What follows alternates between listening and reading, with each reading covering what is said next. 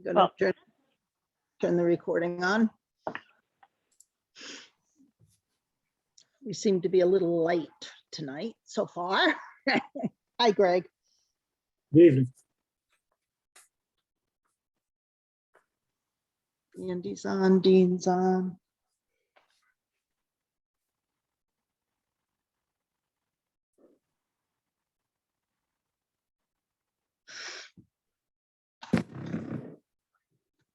Hi, Andy.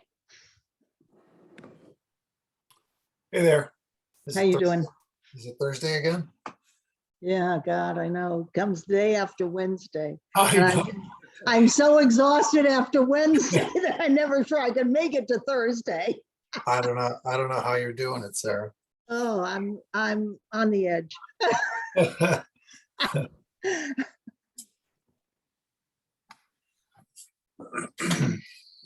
I saw in the quarterlies that the appeals board has really been busy. Oh, really? Yeah. I'm wondering if we need to put some more funding in there. Yeah, we're gonna have to up the filing fees. We're running about 4,500 a year and it's not in the budget. We gotta up our fees too. I just have to submit that to Greg and the Board of Selectmen. It's on the I list. just paid a lot of public hearing notices to the Cricket, Okay. so it's, the budget line's going down. We have to figure out how much it is per application somehow. We'll work on that next week, maybe. I have no Wednesday meeting next week. I'm so excited.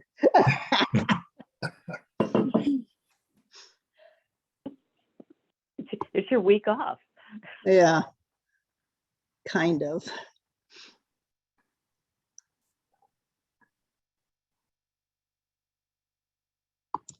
So we need another member.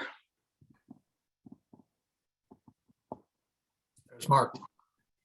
Oh, good. Because both Peter and Mike said they couldn't make it. So if Mark comes, I'm sure Maury will be on, but he sometimes runs a little late. Hi, Mark.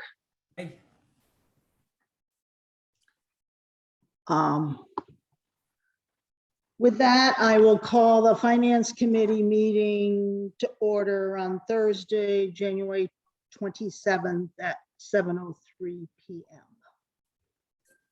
And the first item on the agenda is to meet with the police chief to discuss the FY23 operating and capital budgets. So Chief Fitzgerald, do you want to kind of explain to us any challenges in your budget and where we're headed? Yeah, so I figured I have, as I talked about, I have a little, about 5 or 6 slides to go over in regards to the reserve officers and what we are facing with the Bridge Academy and moving forward as they get trained and meet their hourly requirements, et cetera. Because I know staffing has been an issue and a topic, but I think that these slides will give us a good picture of kind of where we're heading. So if I could share my screen with you, Sarah. Yep. See if it And works. you see?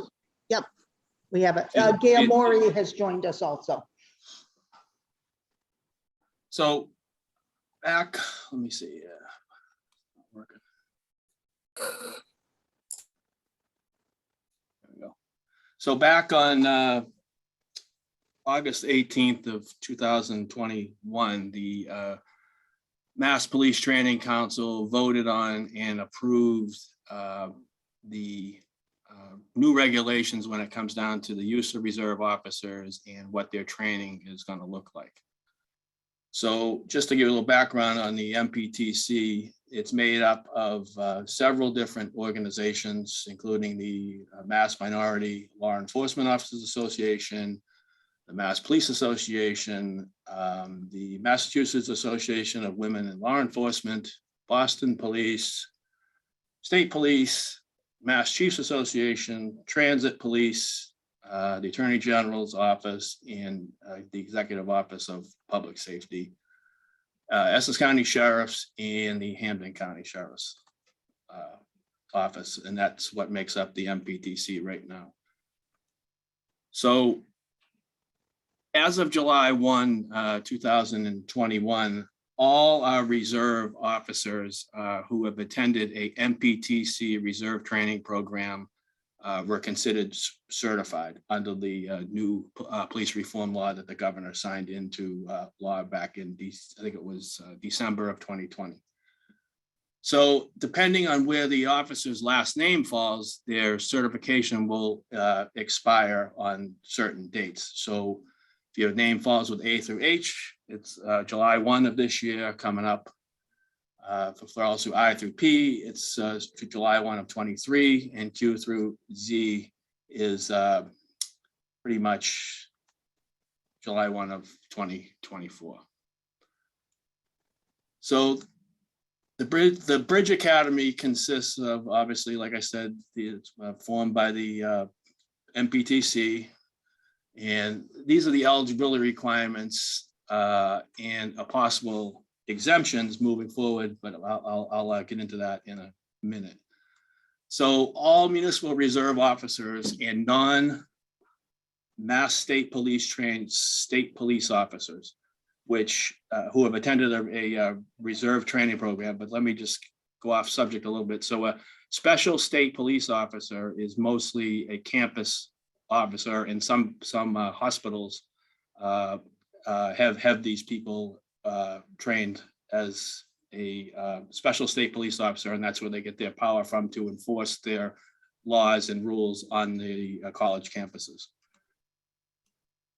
However, if you're a special state police officer that's trained at the State Police Academy, shall be exempt from the Bridge Academy, meaning the MPTC determined that their training is equivalent to a full-time municipal officer.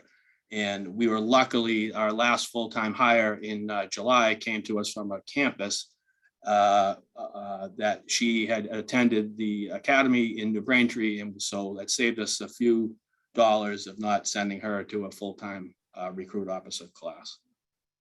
So as a back up a little bit, so if you're a reserve officer and has attended a reserve training program and had no break of service for the last 5 years, and who have been performing specific duties and responsibilities such as power of arrest, and as you see on the side there, police details and dispatch shifts, I have determined do not count as police duties. Shall be required, and also if they've attended and completed their in-service training, which all our reserves have, shall be required to attend the Bridge Academy, which consists of about 200 hours. So in addition to attending the Bridge Academy, if we had a full-time opening, we could, the officers would have to have 2,400 hours of police-related experience, which is equivalent to 480 hours over a 5-year period. Subject to my approval, we could apply for an exemption. And with that exemption, as long as they've attended the Bridge, have the 2,400 hours, we would not have to send them to a full-time recruit officer academy. But here's where we really are going to run into an issue, in my opinion. So if the officer has less than 2,400 hours of police-related experience, those officers can only work on a part-time basis until they've accumulated that 2,400 hours. So the MPTC has put a deadline on that 2,400 hours because the ultimate goal of this whole thing is to bring everyone's training up to the same level. as a full-time police officer. So if they don't get the 2,400 hours of service, their part-time employment has to end as of January 1st of 2027. And if they don't have the hours and we want to keep them, we have to send them to a full-time police academy. And this just goes on about the campus officers. They have a little bit shorter window because most of them are working full-time on the campuses. They have to have that 2,400 hours of police-related experience by the end of this year. Otherwise, then the chief can apply for an exemption, and if they don't, they will have to attend a full-time police officer academy. So a little bit of background on the Bridge Academy so far. So as of December 31st, there are 610 officers across the state are registered for the Bridge Academy out of the 1,546 that are eligible for it in the group A through H. As of the other day, at this point, only 20% of so it's 20% of the 610, roughly 120 are actively participating in the Bridge Academy. And the Bridge Academy, like I said, is 200 hours, and it's broken down into 40 hours of firearms training, 40 hours of driving, 40 hours of defensive tactics and de-escalation, and then there's 80 hours of online course training.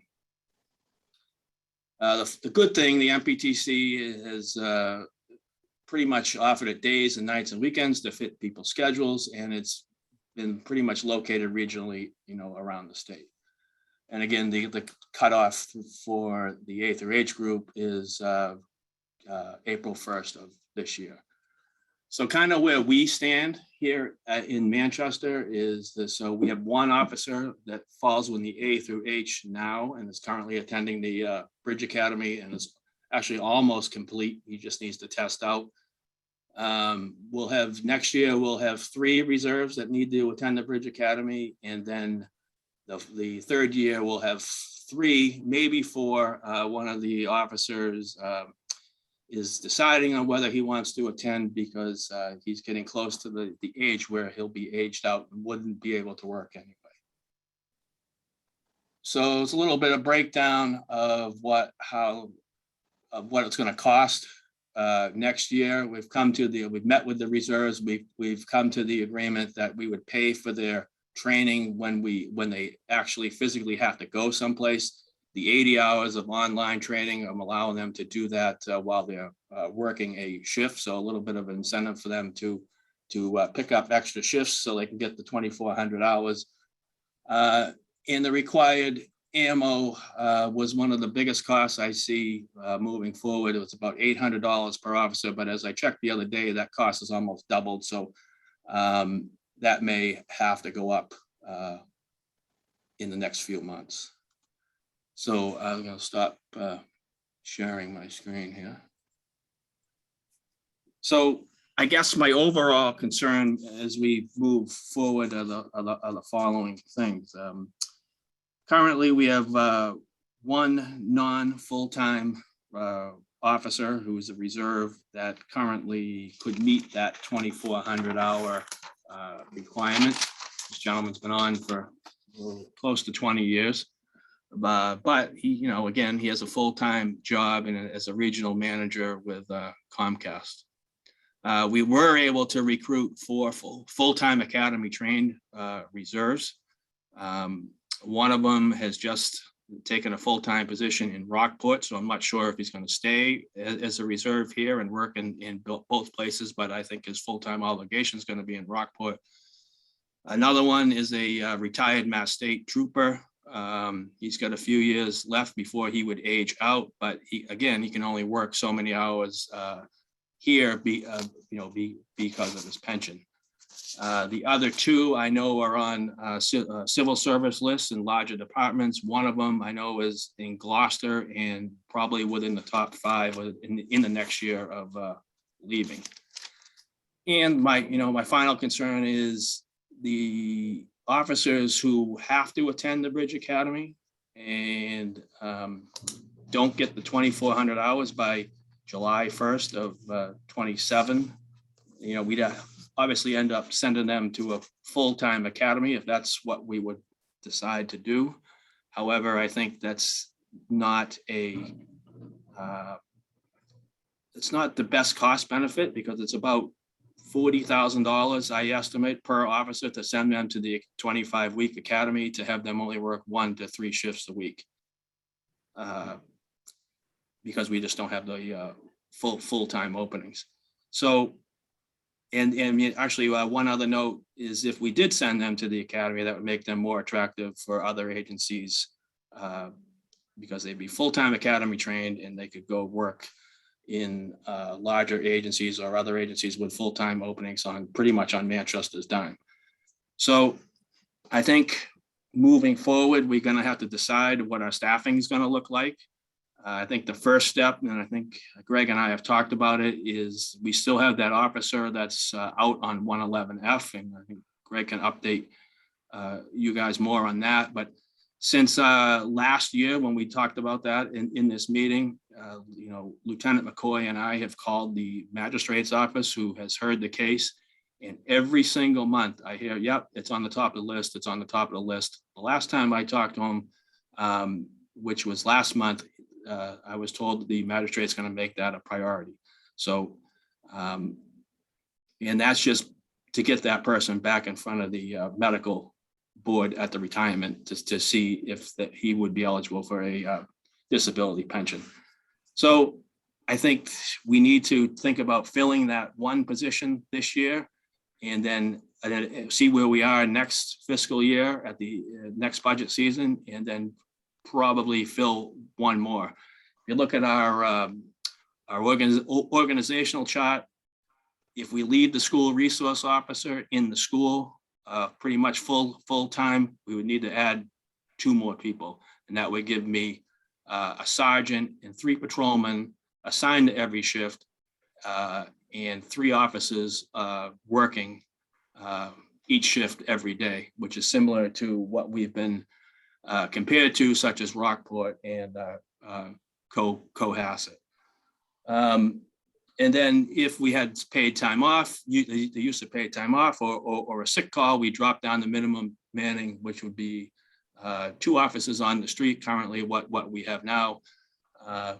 And we would not have to backfill those positions for overtime. The only time I see that we would have to backfill those positions with either a reserve or overtime is when we drop below the minimum manning of 2 people, either a sick call and someone's on vacation or training, et cetera. So that's kind of where I feel we are with staffing at this point. So I don't know if anyone wants to stop now for any questions. Anyone have any questions? How many reserve officers do we have totally? I currently have 12. Actually, yes, 12. So Todd, the bottom line then is, what do we really need in terms of additional full-time police officers? Did you say 2? 2. Well, we already have 1 position that's budgeted, so an additional position would be 1. So we would need to hire for that person that's out on permanent 111F, and then add a position, add 1. That's the way I see it. And with the 4 and 2 schedule, it would work out that we would pretty much be covered with 2 to 3 people on a shift per day. And what does the budget reflect? The budget reflects status quo. And then if you look at in my notes, it reflects adding an additional dispatcher, depending on what happens with dispatch, and filling an additional person. So if Greg and I have talked about certain ways to manage the person on 111F, but that's, not to be decided, I guess, tonight. Right.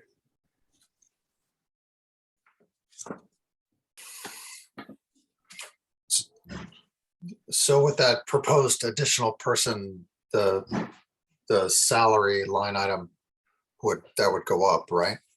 That's correct, yep. So what- with one additional patrolman, it's about another $76,917 according to my calculations. That's all in, Todd, benefits, everything else, or? No, I don't think so, right, Greg? Right, does not include benefits. So do we round up to 100, Greg? Is that kind of a, I think we did that with the fire department one year. Right. It's roughly 100,000 all in. Thank you.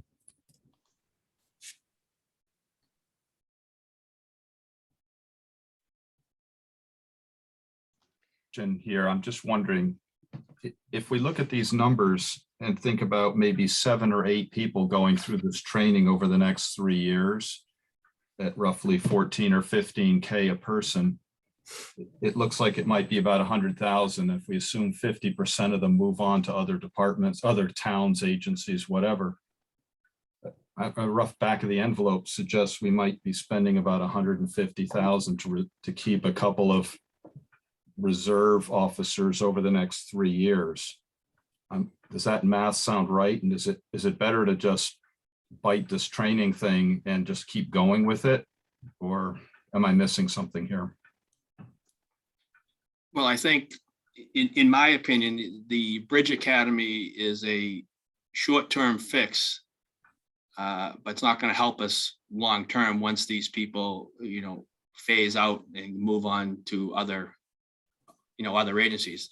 Basically, we can't hire a reserve officer now unless they are full-time academy trained. This is just to get the people that have not been full-time academy trained up to where a full-time officer should be. So in the short term, I think it's, we'll be okay if we are allowed to at least fill that person on 111F and then reevaluate closer to, next budget cycle to see how many reserves have left, if they're still here, and so forth. So we want to basically add 100,000 to the police salaries line to accomplish what you just outlined for this coming year. Depending on what we do with the person on 111F. Right. So what Todd is alluding to there is that you could take the cost of that 111F and put it into your workers' comp line. I mean, you're not saving any money by doing that. You're just reporting it in a different location. Right. And is, So Greg, is that we wouldn't show the full 100,000 in the police salary just because of the benefit cost that would show up in the. Yeah, the net, but the net is Right. the effect. Yep.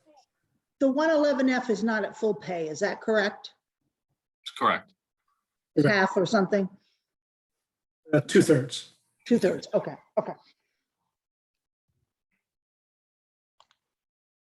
So is the thinking to add one and then see what happens with the 111F? And then in a subsequent year, add another or allocate the 111F and some additional to make it whole with an additional 2? Is that the idea here?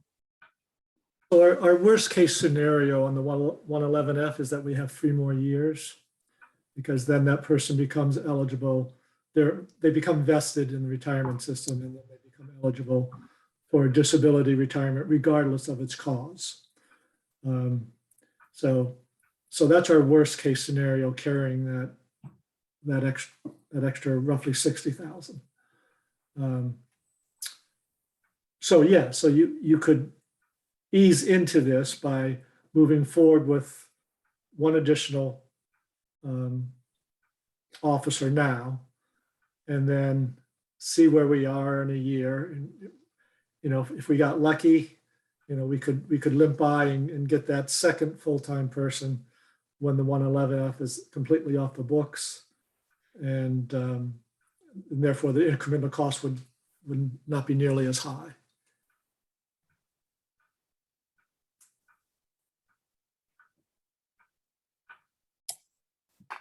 But it sounds like from us, general day-to-day staffing perspective, we're coming up short sometimes. Is that correct, Chief? Yeah, that's correct. And I think I put in my memo, during the peak times such as, the holidays and the summer when people use their paid time offs and sick time, we only allow one person per shift, obviously off on paid time off, but then sometimes we have sick call. And most of the time, this happens on the midnight shift. We have two assigned to the midnight, two full-time people assigned to the midnight shift.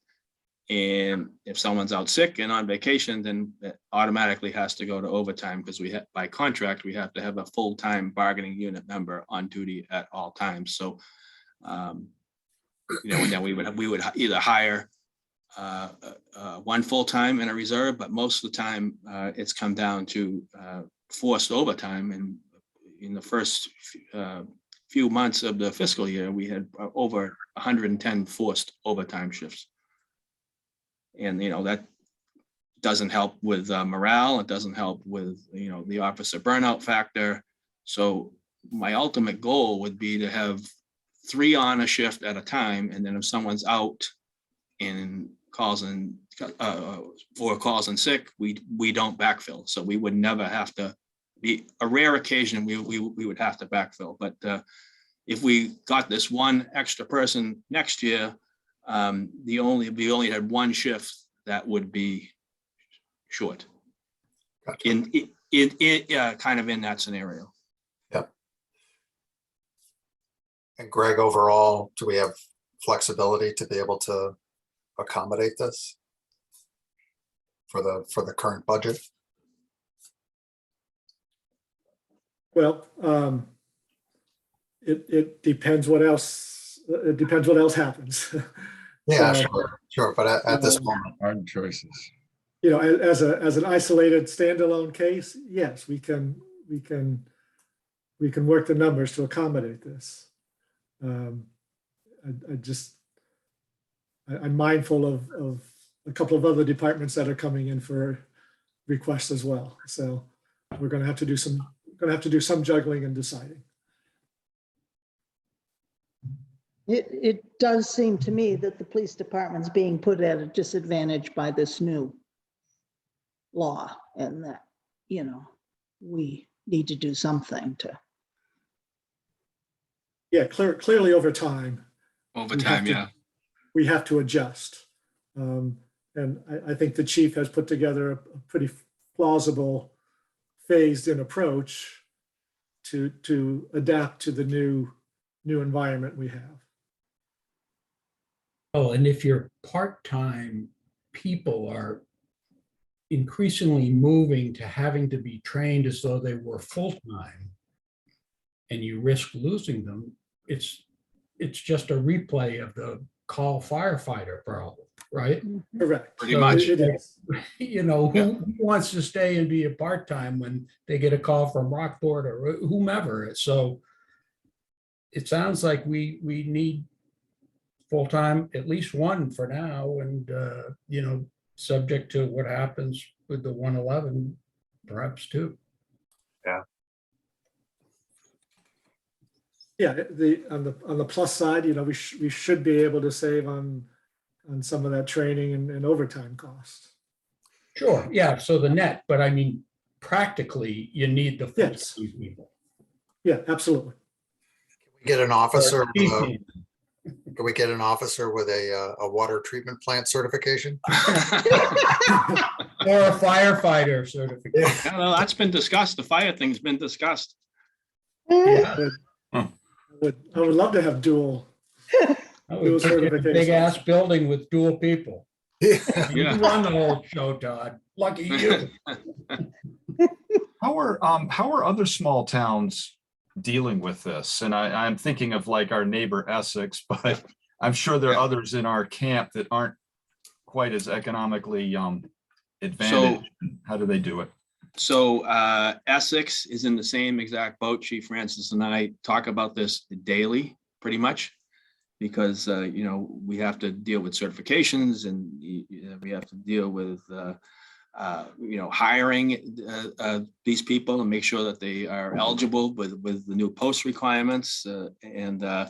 They are in the same boat. And I know Essex is looking to fill 3 new full-time positions next year because they are down to like, I think last I checked was like 4 reserve officers.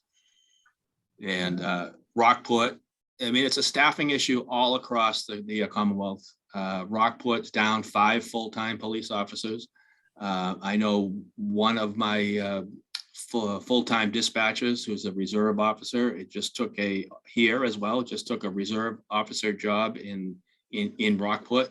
So it's beginning, the effects of this are beginning where we're all going to be drawing off the same pool of people, and there's not going to be enough to go around. When I started and went through the part-time academy, it was like 50 people going for one job. I mean, it's difficult to even find the people now. Wow.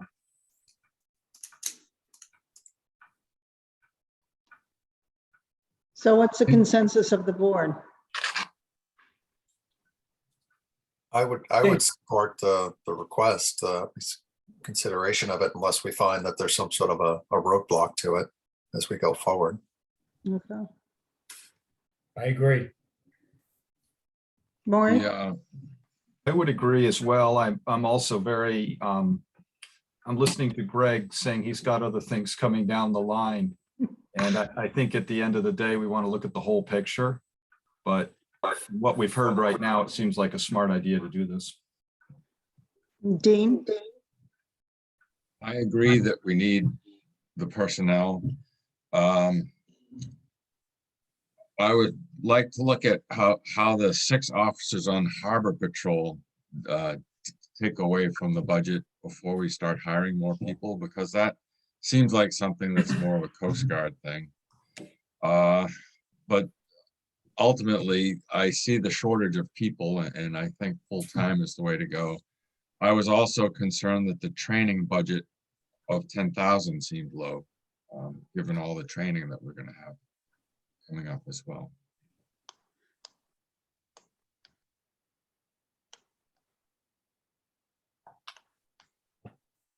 Chief, is the training budget realistic? Well,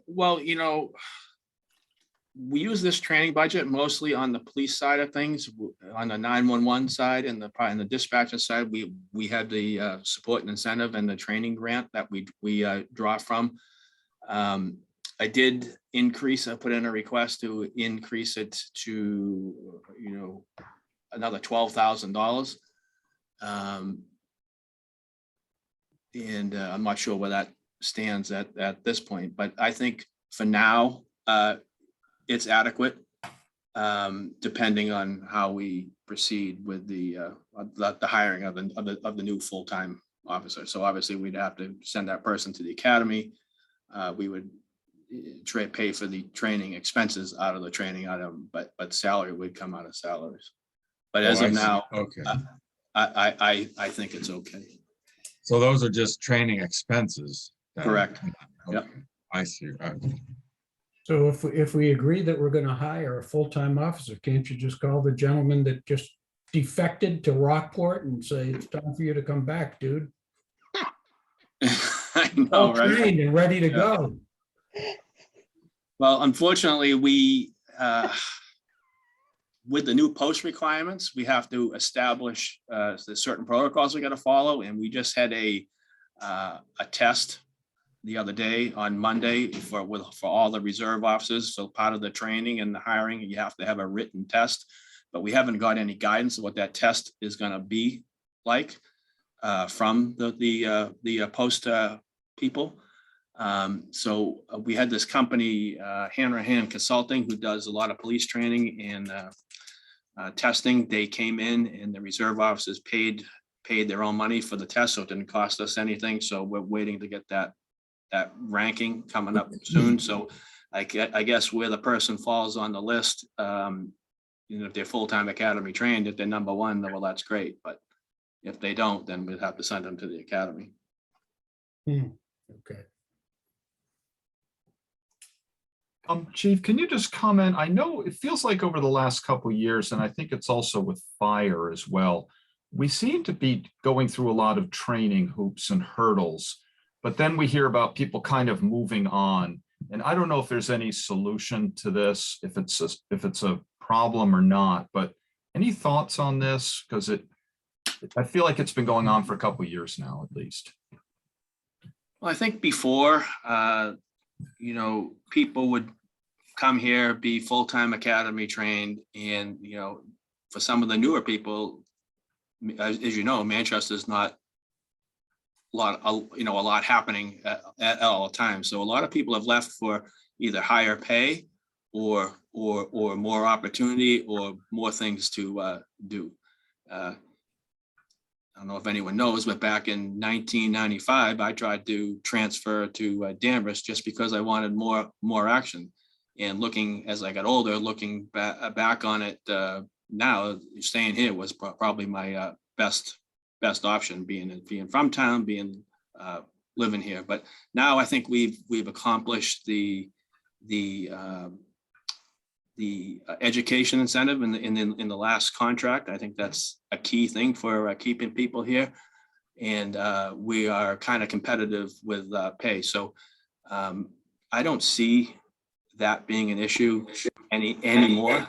That's not to say someone's not going to leave for like the state police or something like that, but I don't see that being an issue for us anyway as we move forward.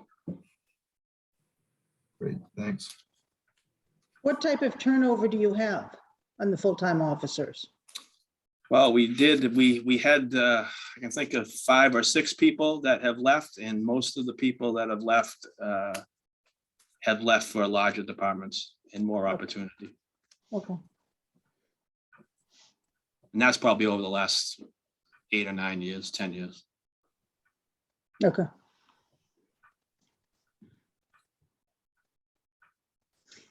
Anyone have any more questions on the police operating budget?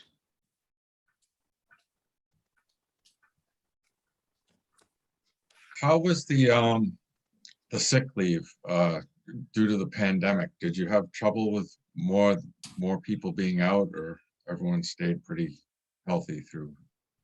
We had a few officers that were out, but you know, we were just following the state guidelines when regards to quarantining and stuff like that. Now, if you're fully vaccinated and are exposed, you can still come to work and just wear a mask.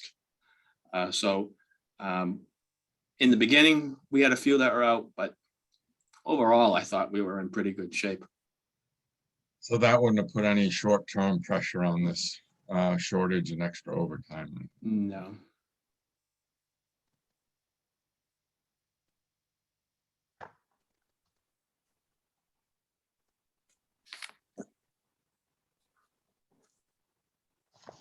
Anything else on the operating budget?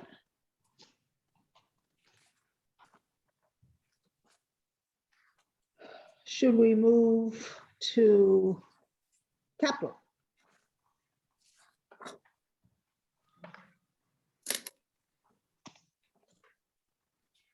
Just kind of, Chief, do you want to just kind of walk us through the Yep. various capital items and the longer term plan on things? So for FY '23, obviously we are requesting to purchase our annual vehicle as part of our fleet maintenance program.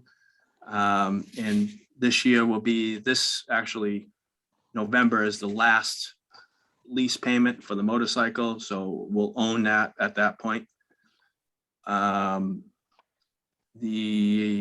Obviously what happens with the dispatch software, with dispatch, we're requesting the new records management system. So on the police side, it's about 148,000 and change. And that includes them coming in and moving all the records from our current system over. Does that go away if we go to regional dispatch, or do we still need to do that? The cost, I believe, goes away, but we still need the system. Okay. The speed trailer, ended up last year, there was we ended up with 2 of them, because actually, to make a long story short, another department ordered 2 speed trailers. They came in orange, so the people gave it to us at a discounted rate. So we were able to almost get 2 for the price of 1, and the remaining funds that we asked for is to pay the balance on the second one.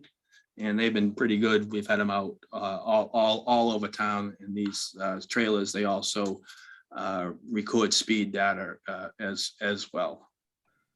So tasers. This is kind of an important one to me.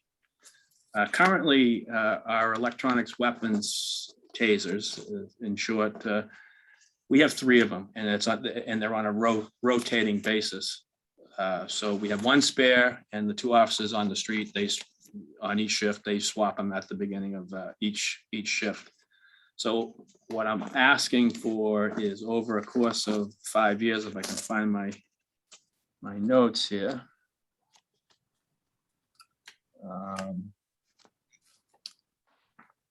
Someplace here.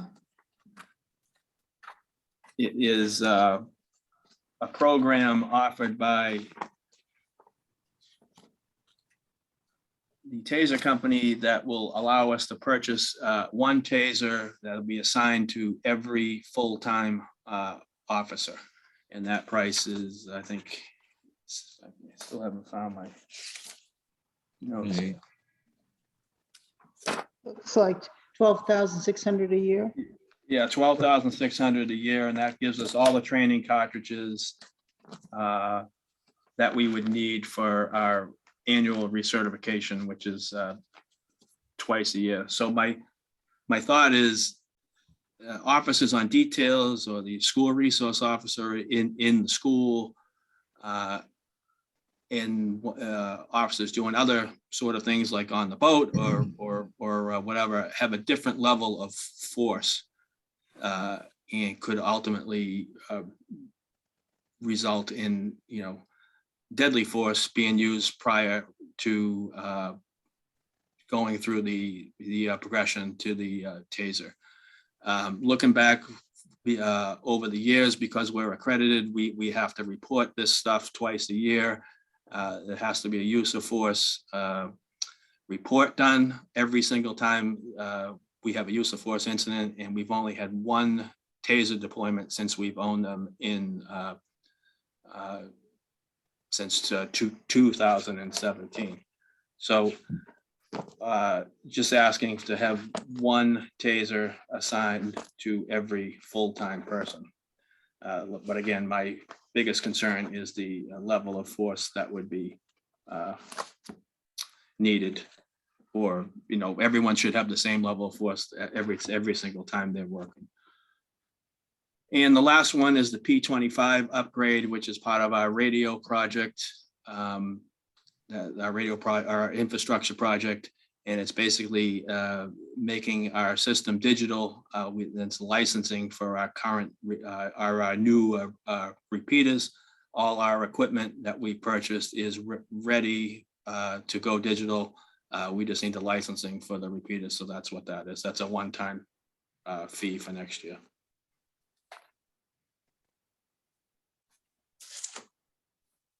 I think that's it. That's all I have.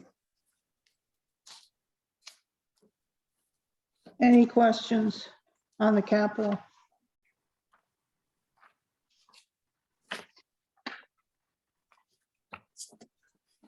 So I'm sorry, I might have missed it, but for the existing tasers that are currently in use, is there an annual fee with that? Nope, because we Okay. purchased them direct. Okay, How long do they last? It's got a 10-year lifespan, probably. Okay. and what's the upfront cost on 1? It's roughly, I want to say, $2,500. I don't have my notes in front of me here, but I That's had okay. that with me. Yeah, it's roughly around 2,500. Okay, And that's just for the taser. That's not including the cartridges and the training equipment, what that would be needed for each one. gotcha.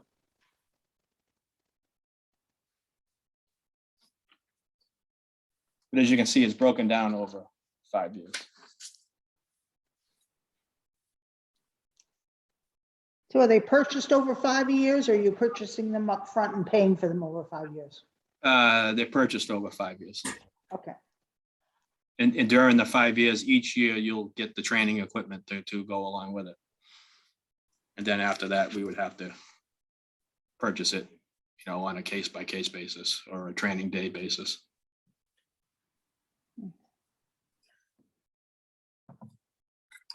And are tasers at this point, are they sort of integral to the type of, training we were speaking about in the first part of your presentation tonight? Excuse me, sorry? So is the use of tasers, are they sort of intrinsic to police training these days? Yeah, I mean, the officers are trained with them in the academy, and then just like our firearms, we have to recertify every single year. Got it. Thank you. Yeah, so I did find my notes, and yeah, it's roughly, I think I put in 58,000, but they couldn't give me an FY23 price when I put the budget together, and it could increase about 5% from where the current cost is. So every policeman would have a gun on one side and a taser on the other, is that the? Yep, that's typical of across the board for law enforcement.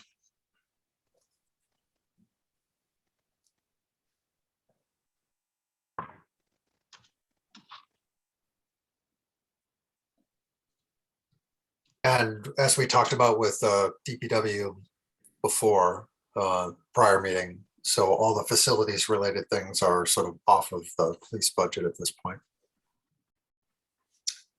So Yeah, anything, I don't have any facility items on, on this budget. right. So you don't have to worry about your generator. That's a Chuck Dam thing. Well, yeah, Chuck and Nate usually work the generator for us, and, that's another topic of conversation I think we're gonna have to have very shortly. We had it last week a little We bit. heard. Yeah. I mean, when I started, the generator was on the 3rd floor in the archives, and then they moved it outside back in the early 90s, I think, or mid 90s. And, back then we were concerned about flooding. wait till Saturday. Yeah, exactly.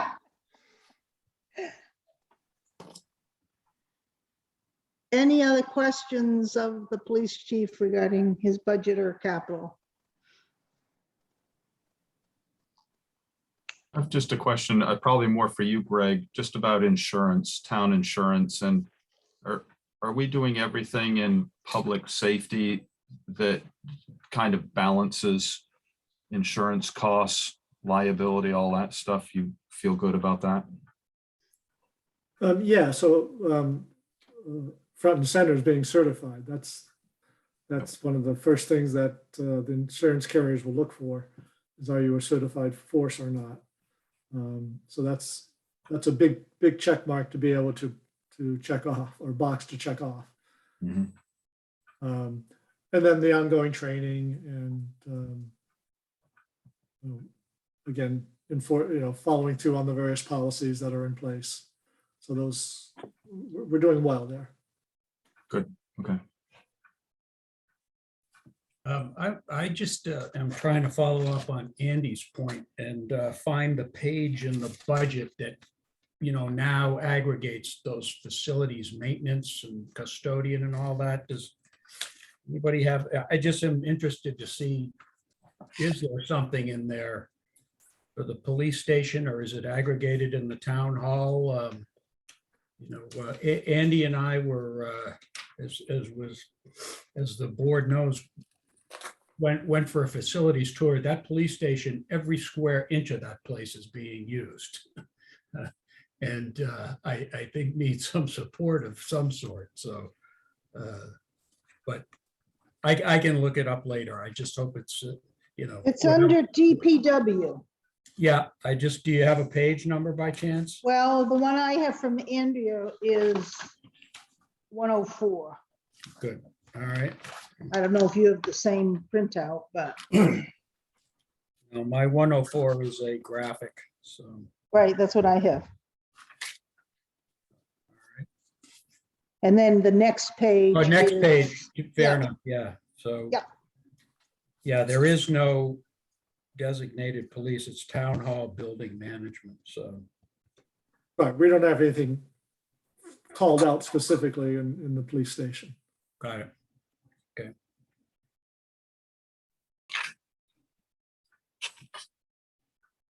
We may have talked about it earlier, but is the overtime of the current budget shown anywhere in the book?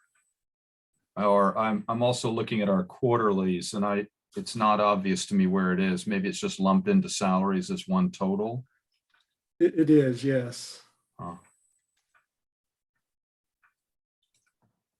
Is that something in the future we could get broken out on a quarterly basis?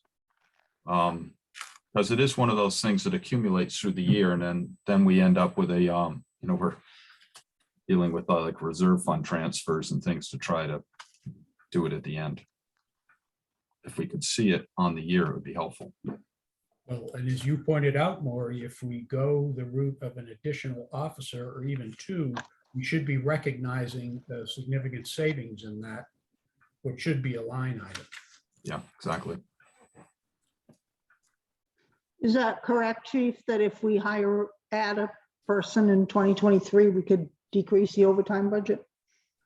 We, barring any unforeseen circumstances like serious injuries and people being out, yeah, I would assume that would happen. I did an average of the last 3 years of overtime, and currently this year we were budgeted for 53,900, and we average about 172,000 per year. In overtime. And then if you take a look at, I can send this to you, you take a look at Cohasset's budget and you take a look at Rockport's budget, their overtime line item is significantly more than ours. But I would say that with a new person, our overtime would definitely go down.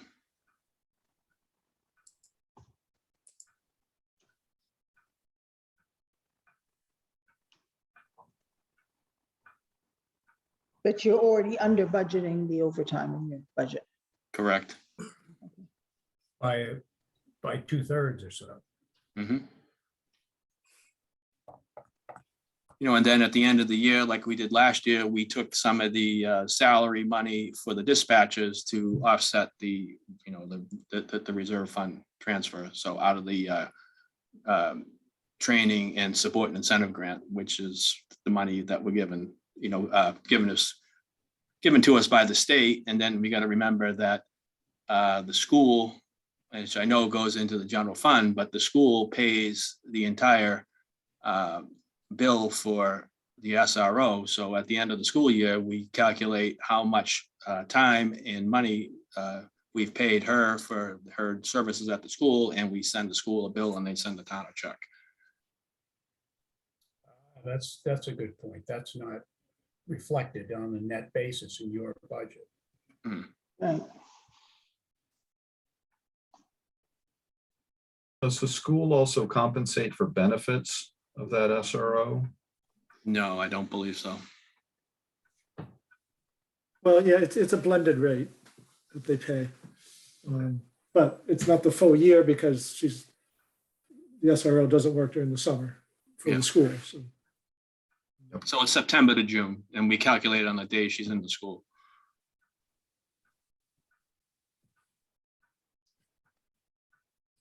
So she works for the police department in the summer?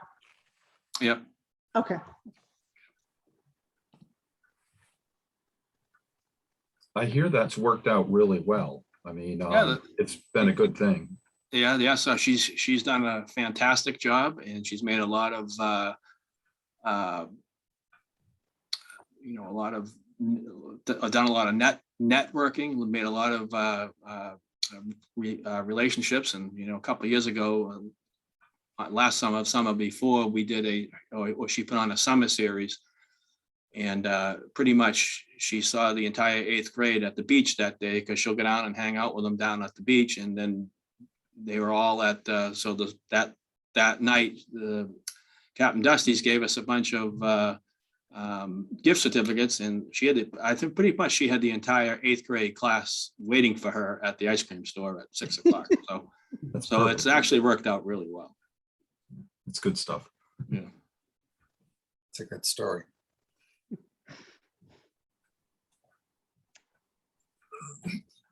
Anything else for the police chief? So obviously the wild card here is what's happening with dispatch. Right. And, you know, if the decision is to keep dispatch in-house, we have the capital costs that we have to think about, but we also, depending on what staffing level an in-house dispatch service is going to have. So that's, like I say, that's a pretty big wild card hanging over our heads right now. So would that be a separate warrant article, or would it not really impact the 2023 budget? Well, again, it depends. So yes, I do think it would be a separate standalone warrant article. If the decision is to move forward with the more robust in-house service, then that's going to impact the 23 budget.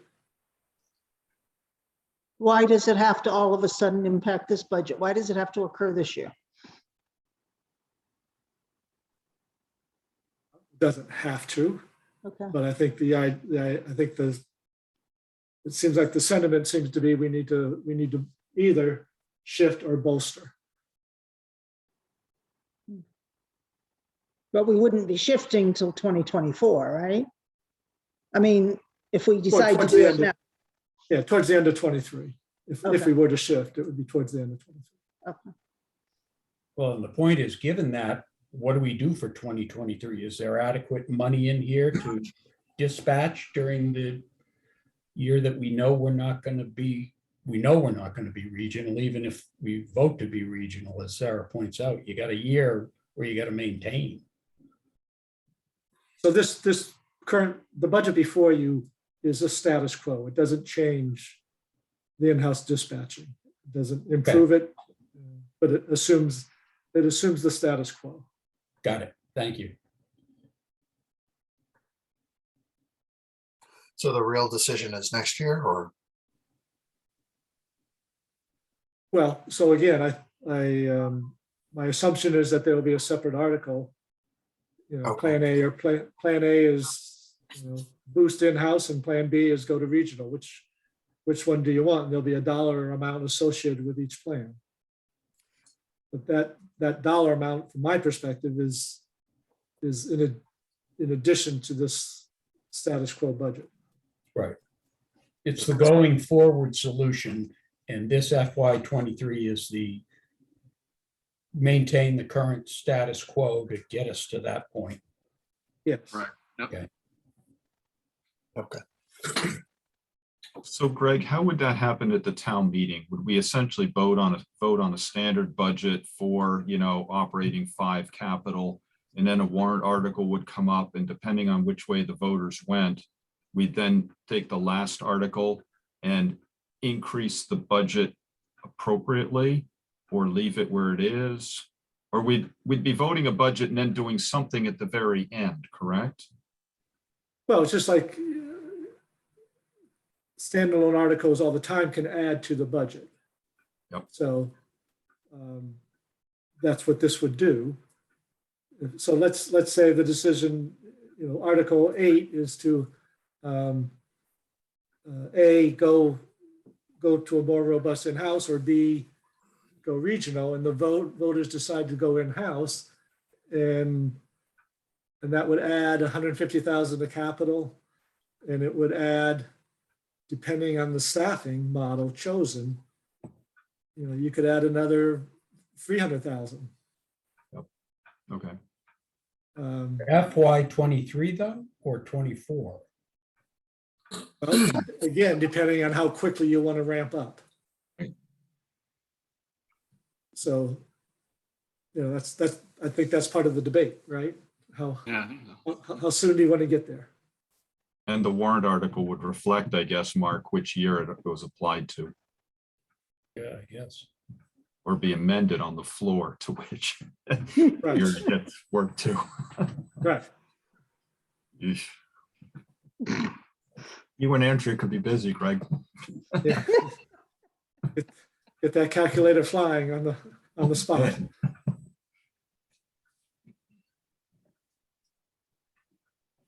Anything else on police budget, dispatch? Assuming we don't have questions on animal control. Just going back to the town meeting and the vote, would it be an applicable way to use reserves if we wanted to start early or in 2023 and it's approved and we want to hit the ground running, would that be applicable, allowable use of reserves? Yes, you could, again, voters could choose to do Because it that. was, yeah, right, it was voted. So Sarah, are we looking to vote on the police department budget this evening or? I think that because we have this request for an additional employee that's not in the budget we've been presented, it sounds to me like we have to wait until we hear some of the other requests. Does that make sense? Sure, no, I just, And figure, I mean, I hate to vote. Last year we voted on budgets and then there were lots of changes and I thought it was very confusing. I'd rather vote on the final budget. but that's basically the outstanding issue now is that one full-time officer, as I see it, right? Right, and the other thing is, I think, yeah, we've got this 148,000 capital item, which is tied to dispatch, Mhm. and I don't understand how that's gonna be handled in the warrant, but it sounds like it wouldn't be in the capital budget. It would have to be outside the capital budget, so it could go either way based on what the vote is on the dispatch. The 148, right?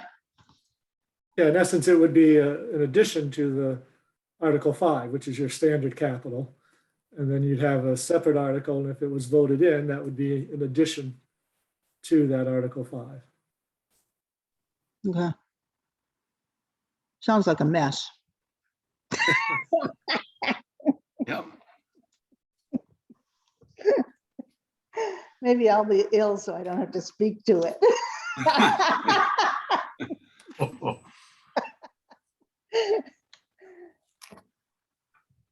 Okay. Anything else on this? Okay. Thank you, Chief. All right, no Um, problem. Thank you for your Thanks. time Yeah. Yeah. and good luck to everyone over the weekend. Thanks. I Good know luck which to you door to too. knock on. Yeah, right. I just go downhill. I was gonna say, you just have to slide downhill for that. Slide down the hill. Right. Uh, Cross-country skis. Yep. Okay. All right, everyone, have a good night. Yeah, Thanks, Thanks. Chief. Thanks. Thanks, Chief. let's move to the review of the town accountant's quarterly report. I think everyone received it. Unfortunately, Andrea's on vacation, so she can't be here tonight. But did people have any questions on it? Specifically or generally? I kind of looked at it and it seemed like we were pretty much in line on things, but I don't know what other people felt. Yeah, that was my take also, trying to get it in front of me.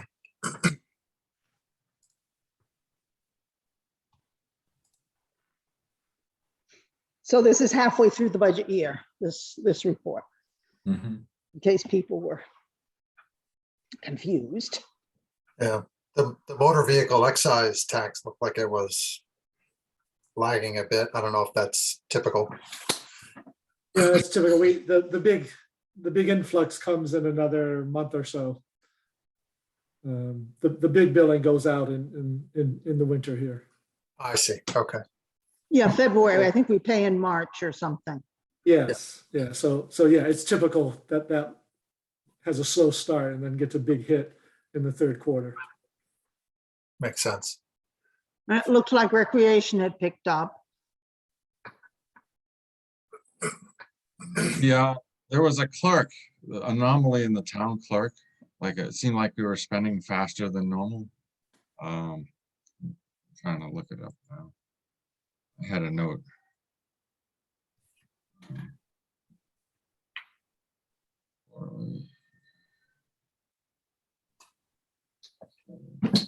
Expenditures.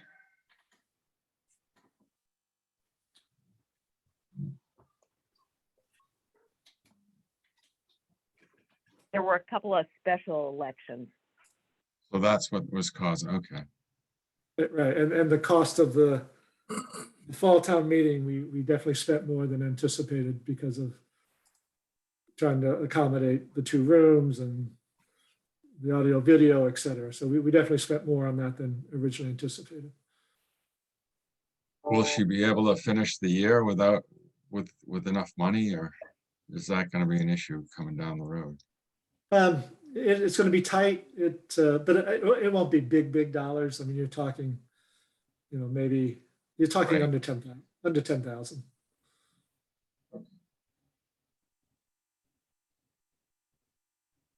We still have 135 to spend.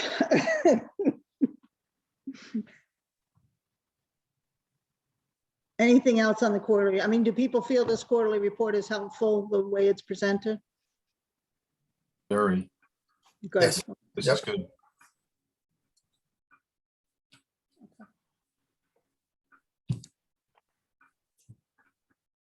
If there's no more questions on that, we'll move to review of the minutes from October 13th, December 1st, and January 6th of 2022. Do people have an opportunity to look at those? Yep. Yep. Any changes, or are we good? I have I don't know if we're gonna go in order or you want to do them all at once. December 1 and January 6, I have 2 comments. And what are your comments? My comments are on page 2 of December 1. This is under the update on the Black Earth, where it said, Mr. Weld questions our language option to run versus compelled to run. Right after that, it should say the transfer station.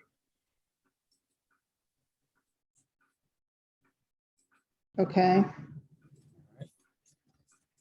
Then the next set, which is January 6th,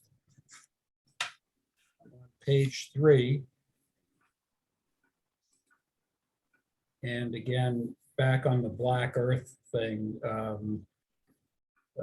which is 1, 2, 3, 4 paragraphs down. And it says, Mr. Fetterfield indicate he believes the contract will be signed by the 1st of February, and Mr. Weld stated the following. There should be a precursor there that says, subject to review of the final draft. Because there are changes that Greg and I have discussed that he hasn't, to my knowledge, you haven't seen the final draft yet. I certainly haven't seen it.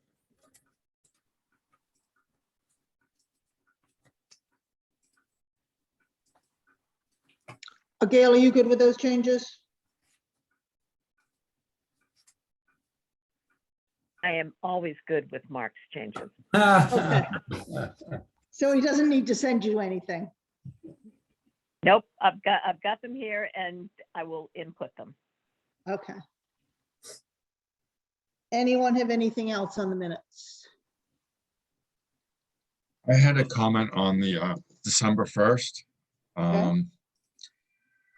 When I was inquiring about whether we can have funding for broadband access. It was to provide better market competition for internet access was what I would rather say than the hold Comcast has on the town. I might have said that, but I mean, I don't want to be negative to Comcast on that. I have Comcast, but it was really, the comment was, can we look to provide more options to internet access for better market competition, not so much something because of Comcast monopoly. I can send a little blurb if you want. Are you okay with that That's change, fine. Gail? Okay, Yeah, no, I'm fine. I'm fine. I okay. mean, we all have to rely on Comcast, so, Right. we'll. Don't want we'll- to slam we'll them be too nice to hard. them. Yes.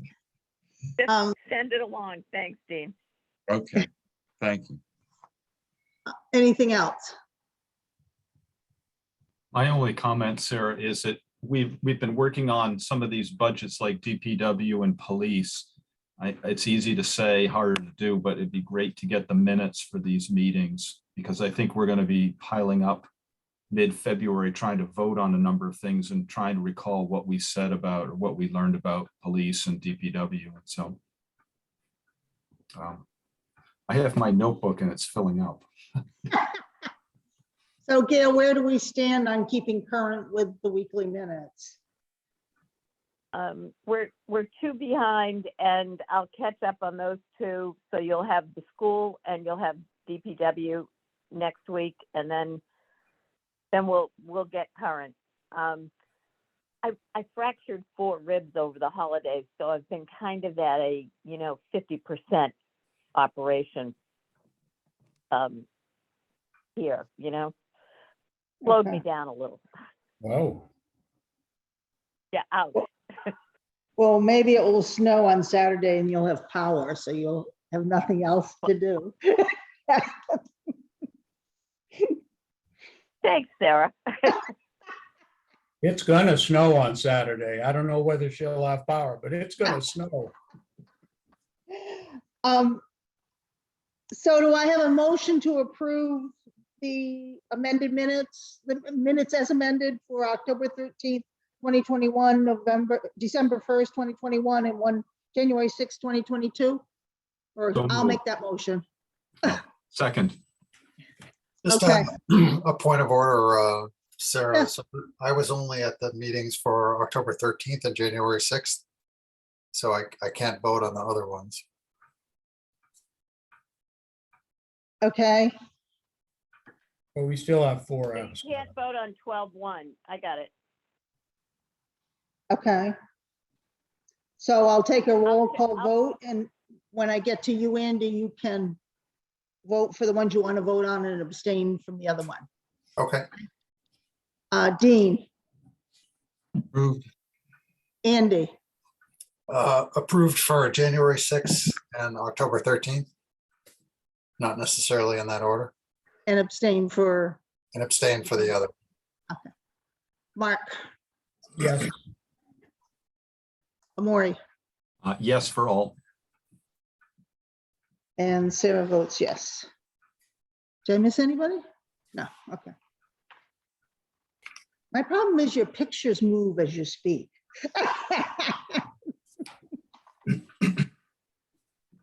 Okay. So now we get to the item on the agenda. You're probably wondering why I put this on. And it is regarding the Manchester by the Sea general laws, the responsibilities of the finance committee. I have had some residents in town come forward who think that there are certain things being worked on in the town and the finance committee should be doing financial reports.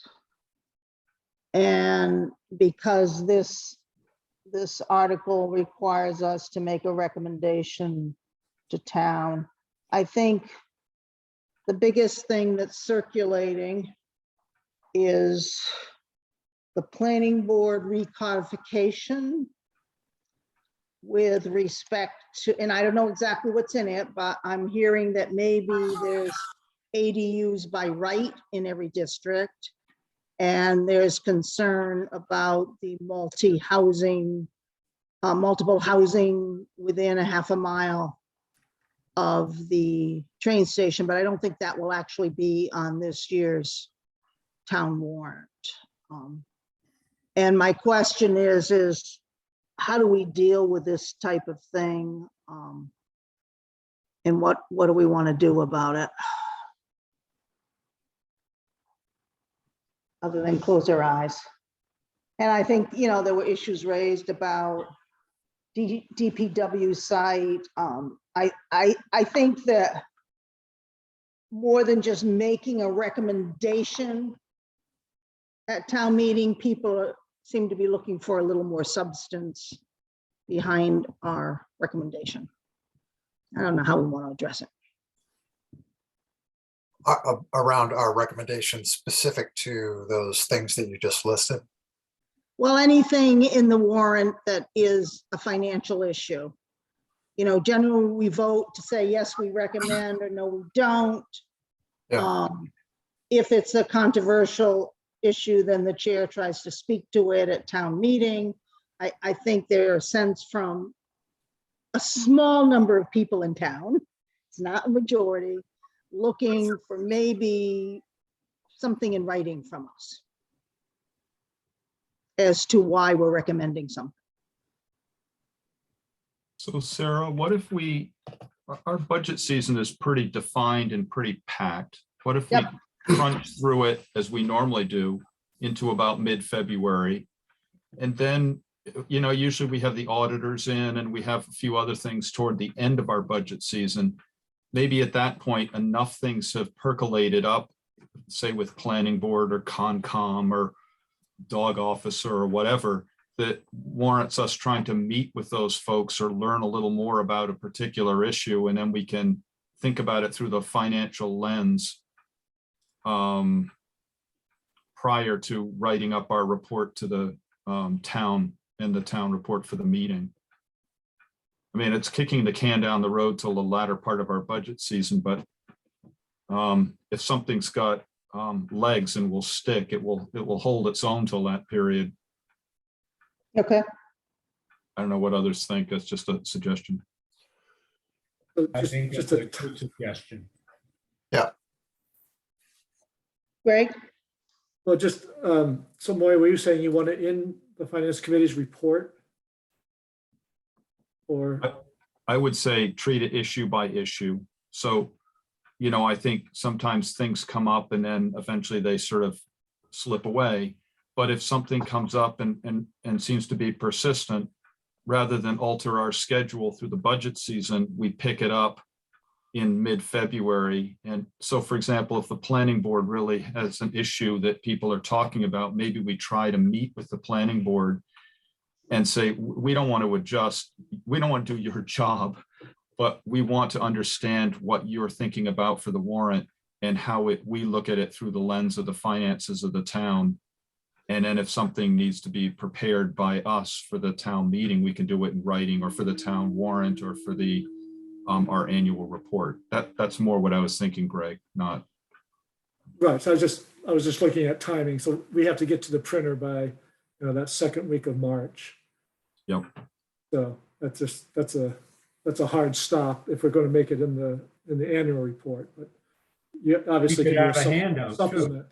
Right, you could, exactly. I was just Have going to a say. handout for those issues that rise to the level that Maury's talking about. And I agreed we should make that decision once we've vetted him. And by the way, the folks that are concerned about that, you know, should join in the discussion when we're having the discussion too.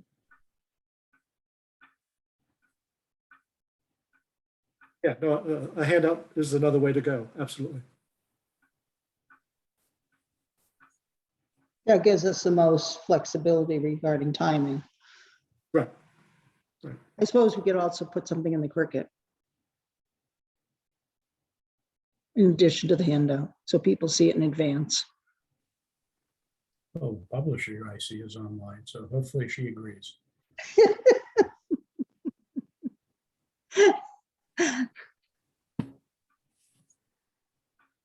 Anything else on this topic?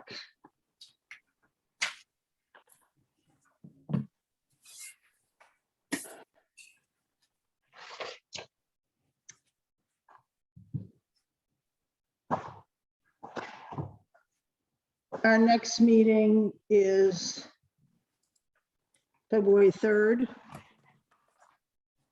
A Thursday. Is that still okay with people? So we have Harbor and Park and Rec on tap. Okay. What else do we need to cover at that meeting, Greg, other than Parks and Rec and Harbor? Anything? Is there anything in the horizon we need to add? Well, at some point we need to talk about community preservation projects. And I bring that up in particular because of a lot of moving pieces with Park and Rec and Harbor, the ball fields, and also the rotunda at Tux Point is rushing to the fore. So need to have some conversations about how we deal with the rotunda in particular, and funding strategies for the ball field improvements that are being sought. We just, as Greg, you probably know, we just before I joined this meeting, we had a CPC meeting and discussed many of those items. And I might even suggest, and you and I could talk about it if you like, that we have Jack on the call for the Harbor and Parks and Rec, just to get a barometer a little bit about where the CPC is thinking of these things. And also I have a question about, because in the 5-year budget, ironically, the study that's meant to be made for the rotunda is in fiscal year 27. But as you've indicated, some people are feeling this is an emergency situation now. And I said, well, maybe you guys want to consider moving it ahead to this year or whatever. And there were comments that there was a study, an engineering study underway now or about to be underway. And I said, well, I haven't seen or heard of that. Is that something that's happening or no? We have a proposal. It's not underway. Okay. And is it proposed? My point is that, and I'm trying to advance this before it got to our my brethren and sisters here on the finance committee, is that people are characterizing it in some now as an emergency situation. The rotunda is an emergency situation. And I said, well, the finance committee looks at the capital budget and sees the study 4 years out. So are we saying we want to advance the study to today or not? So that's my only question, is if it is an emergency situation, we should be doing the study to determine, one, the solution, and two, the cost. And Greg, who's is that Brian would have the expertise on that? Should be Well, I mean, Parks and Recs. The engineers are the experts on it in terms of their assessment. So and I don't know how much detail you want to get into now, but I want to put it on the agenda for next week. And I'm just questioning who needs to be there to deal with it next week. I mean, Brian will be there next week because we're talking Harbor, right. So and Parks and Rec will be there. right, and they both have a good handle on Okay, on what's happening, and I'll ask them if they would feel more comfortable with the engineer being on the call also. okay, fine, yep. But my question is the same. Is there an engineering study that's happening, Greg, or not? I'm confused. And if there is how are we paying for it? I don't think it was in the budget. There's not an engineering study currently underway. There was a study done a few years ago that said it had up to 5 years of life. They reassessed it this December because someone said, "Oh my God, look at those pilings at a low tide." And yeah, those pilings are in tough shape. And the engineer said, "We stand behind our study of a couple of years ago that we think it has up to 5 years of life." I see the harbor master said this evening that it was the balance of that period now, which means 2 to 3 years of life Correct. going forward. So I believe it's very prudent to go ahead with the study now. I would move that study up. And I would recommend that we do that. We can do it in 2 phases. It doesn't all have to be paid for in the 23 budget. So it's it's $106,000 study into a design effort. So if we had 56,000 for 23 and then the balance for 24, that would get us permitted and ready to go in 25 for a rebuild. Yeah, assuming we get that far. Yeah, so, Yeah, I mean,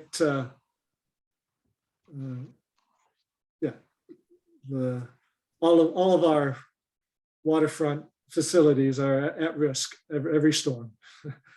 And even if we had a rebuilt rotunda, as at millions of dollars, the hurricane that's going to come next is going to wipe all of that away. So maybe next week will be a good week to talk about it. Yes, it could well be. Could but I well be. would If it's make still the suggestion standing. that you have Jack involved, just because tonight was a total walk through outer space about bonding and how much, 5 million for that, 2 million for Parks and Rec. And I think we have to aggregate that discussion with the finance committee a little bit. Because it's not in the budget. It's not the way that it's written.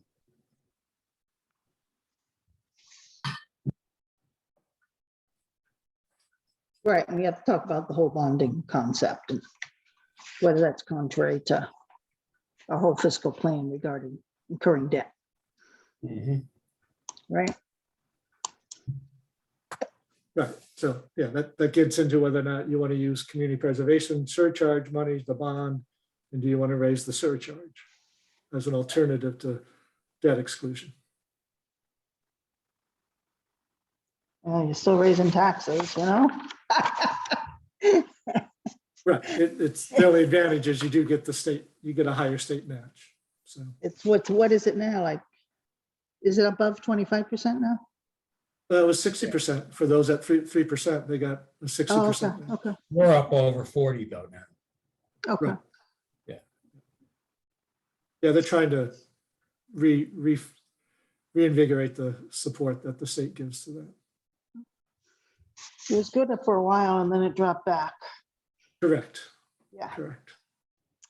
But it's increasing, and that, by the way, is why one of the reasons why there's a fairly robust balance in that account, which again, in the context of Parks and Rec and Sweeney and Pine Street is the subject of discussion, whether you use a bunch of those existing funds to help fund that and then go for a lesser amount if you were going to consider the bonding. We should figure out, and Greg, I don't mean to bring it up in a crazy way here, but we should figure out a way to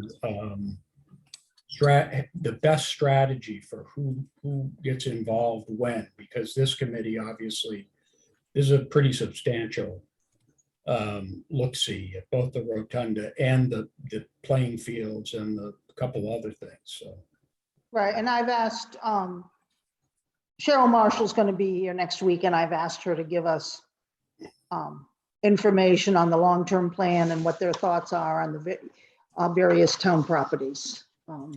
okay. So I've asked for her to kind of explain their thought process and, which parcels of land they think they should be using. Duke it out. Is there any other business that I didn't anticipate that somebody would like to raise? Sarah, I have one thing, and it's a little bit of a crossover. I've watched some of the ZBA meetings, and I don't know how you do it. Last night was a testament to patience, but I'm a little concerned because I think the future of where we go as a town is being influenced very, very heavily by what happens over the next couple of months. And I'm thinking about this predominantly with legal counsel. And I think we allocated money to have Tom Whitten represent the town and provide advice. And I think we all thought that was a very, very smart thing to do. And he, as I understand it, has not been in the picture lately. And in watching last evening, the representative from his firm, I don't think was anywhere near as strong as he has been in the past. He looked distracted to me. I thought that Mr. Hill and Steve Gang had some really interesting points and advice, but I'm concerned about where the town's legal counsel is on this. And if it's a money issue or something like that, I think this committee should be looking at it, because what happens in the next 2 or 3 or 4 months is going to have long-lasting impact on the town. And so I toss that out for consideration. I'm just concerned that the clock's going to run out. We're going to look back in a year and go, how did we end up in this place? So. Greg, is there an issue with John Whitten? Mr. Whitten is not available. That's not an option. So what happened? He was available, and did something change here? He's not allowed to represent us. Okay. That's interesting. He was able to represent us prior to a formal submittal. Okay. Were we Are- aware of that? Sorry? Were we aware of that? But no, we were made aware of that when Yeah, really? This- Yeah. the switch came. Well, obviously, there must be some kind of confidentiality or something here, but I mean, he was clearly active in the friendly phase, if you will. So why he couldn't continue, I don't know, but that you'd like to have the same person, as Maury says, all the way through and know that they're competent. John certainly is, in my opinion, but I was not on the call or the Zoom last night. And we can talk to current counsel, and he certainly has the experience. He has represented many towns in the 40B process. He's no newcomer to the 40B process. All right. Well, I trust my associate member here, Mr. Creighton. If he's got a concern, I got a concern. I just want to make sure we're looking at this in the absolute best light of the town, and that we're allocating money in service and creating expectations that we're getting, and that we're not going to look back in 6 months or a year and say, we allocated this money and we expected this outcome or this support, and it didn't happen, and oh, well, gee, and we ended up in another place. So if we go into it eyes open, that's fine. I just want to make sure we're aware of what's happening. So. Yeah, I think we are trying to move forward on a slightly different tact in review of the 40B to perhaps get more people involved to help give us more support and make sure that we're getting the materials we need from the developer, even if it's not directly through our request. So yeah, it's obviously a challenge, and you know, it's a challenge, and I just think that more people in town committees need to be involved, and that, you know, there's, you know, I'm not overly thrilled with the consultant. But we're certainly struggling through the process. Anybody who's been on the meetings can tell that. I would say if there's something that the finance committee can do or support or change that helps this process, obviously, we're here. Yep. And now's the time. So. Right. um, Yep.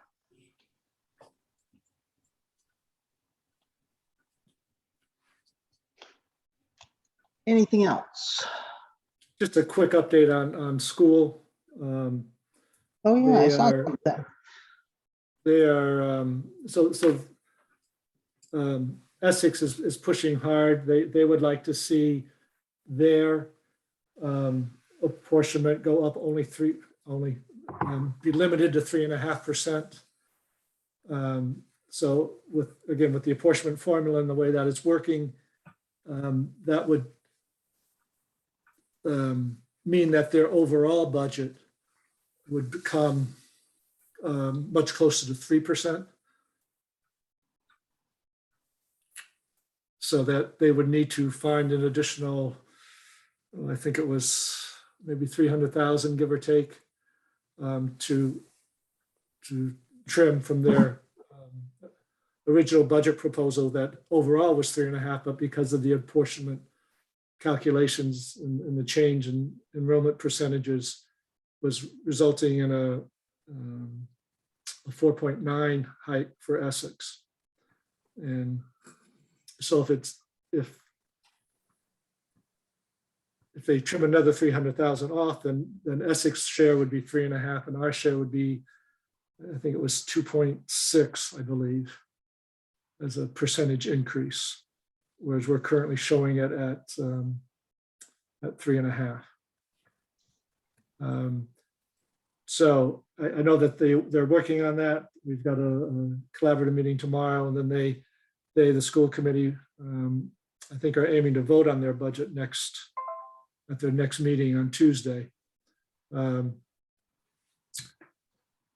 So basically, I suspect the approach that they're going to take is to assume a more rosy outlook for outplacements, so special ed outplacements.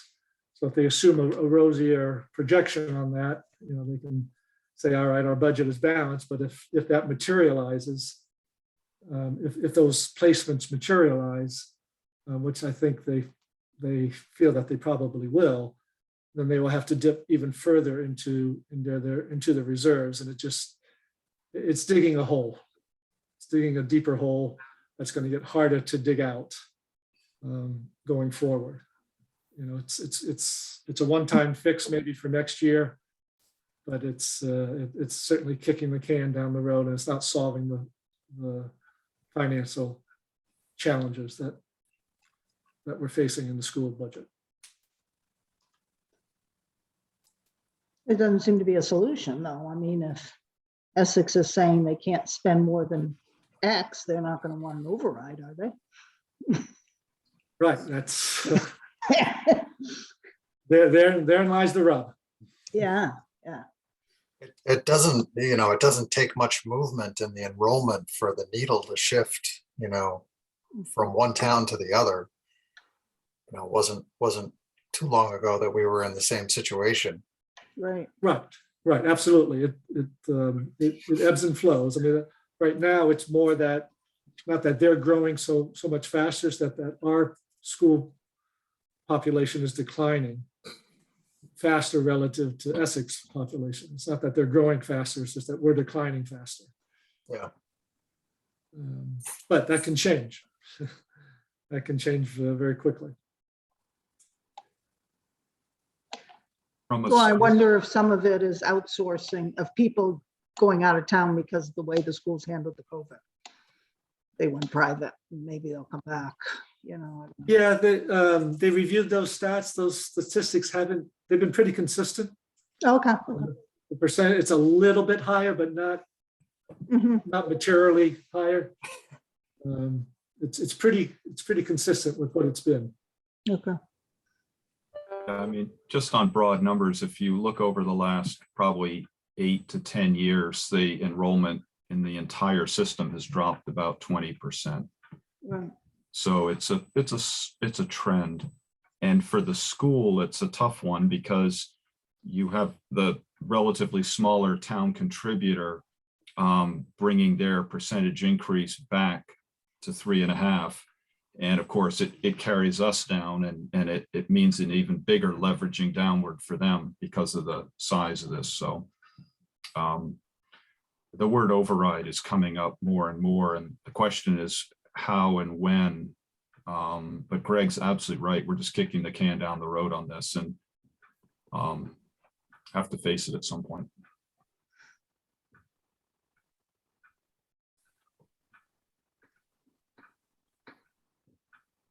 Anything It's else? disappointing that our partner sees fit to say we're not going to absorb our share of the cost when that change happens, right? If we have to, we'll reduce our budget and perhaps sacrifice the level of service. And I just think that's unfortunate if if they're moving just by happenstance to more of a share, but they feel that they can't cover that. I don't know what we do with a partner like that. That's the problem with the regional school system. Question, I think, is whether it's a short-term problem or a long-term problem. I think they've had a lot of change on 2 of their keyboards. And I think a lot of times it takes a year or 2 of working on these things to understand how the long-term patterns work.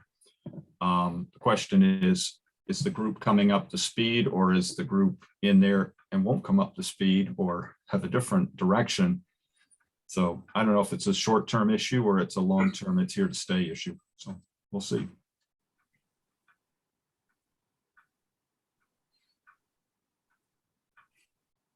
It took quite a while for this to come out, didn't it? Were they raising these issues last year? Yeah, okay. Yeah, yeah. So there's a year, was it last year, or the year before, where they wouldn't go the extra 50, we had to draw another 50 from reserves, $50,000.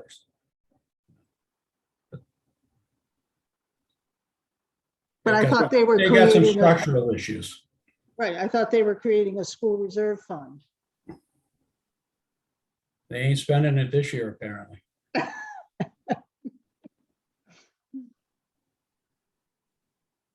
Okay.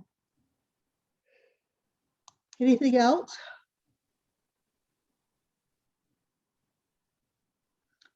I will take a motion to adjourn. So moved. Do I have a second? Oh, second. Andy seconds. Okay, I'll take a roll call vote. Andy, Yes. Mark, Yes. Dean,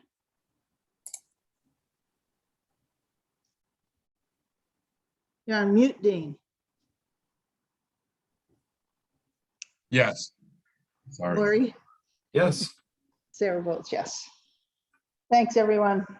Thanks, Sarah. Thank you. Good night. Everyone. See you, everybody. Good night. Bye.